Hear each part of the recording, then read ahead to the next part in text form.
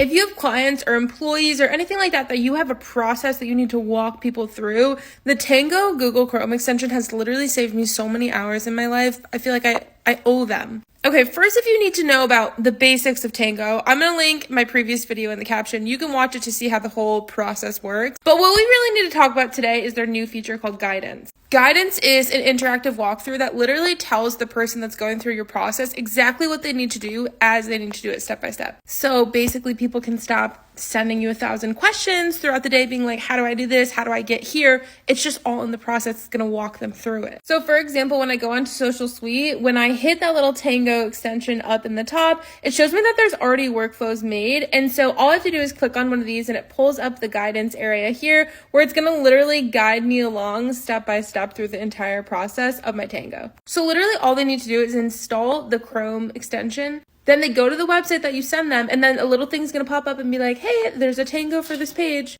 And they will literally be walked through it step by step.